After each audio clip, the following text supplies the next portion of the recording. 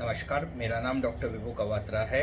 मैं एक chest specialist, बच्चों का स्पेशलिस्ट एवं एलर्जी स्पेशलिस्ट हूँ और दिल्ली में प्रैक्टिस करता हूँ। तो आज मैं आपसे बात करूँगा एस्थमा यानी दमा के बारे में। तो देखिए, दमा एक ऐसी कंडीशन है जो बेसिकली हम लोग अदर शब्द में बोलते हैं कि जी चेस्ट की एलर्जी हो गई या ब्रोंकाइटिस है या इस तरीके की, उसका एक एडवांस फॉर्म है दमा। दमा के अंदर क्या होता है, अस्थमा के अंदर इसके ट्रिगरिंग फैक्टर्स होते हैं जो आपके खाने में भी हो सकते हैं या हवा में हो सकते हैं, जैसे pollens, grasses, weeds, insects, change of weather.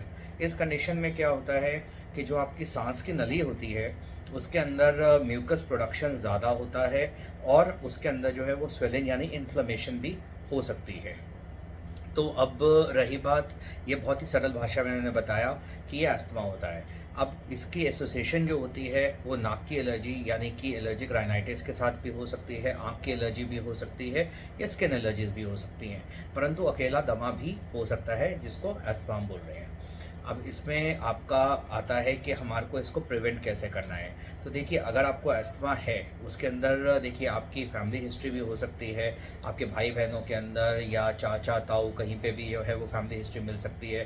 तो आपको पहले ही समझ में आ जाता है कि हाँ जी, इस बच्चे के अंदर जो है या इस व्यक्ति के अंदर अस्थमा के चांसेस हैं।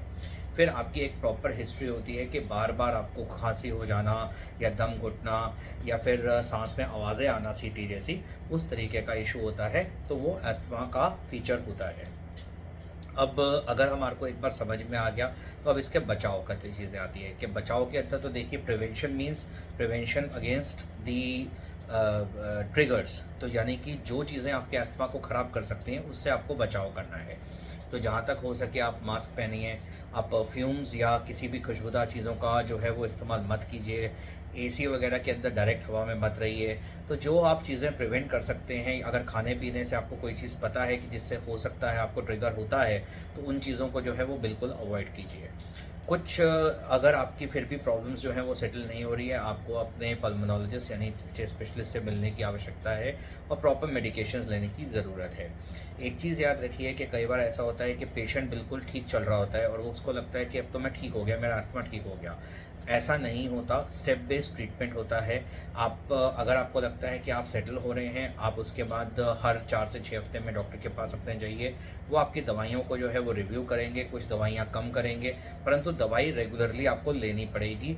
और हो सकता है एक पॉइंट के बाद शायद दवाई बंद भी हो जाए, परंतु जब तक आपके डॉक्टर बंद नहीं करते तब तक आपको दवाई रेगुलरली लेनी है।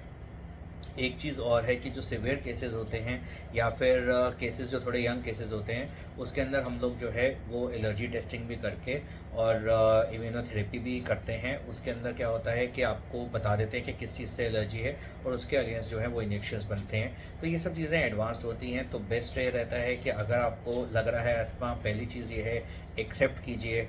दूसरी चीज़ ये है कि पहचानिए कि किस चीज़ से वो ट्रिगर हो रहा है आपका, ताकि आप उससे अगर रोकथाम कर सकें तो उससे रोकथाम कीजिए।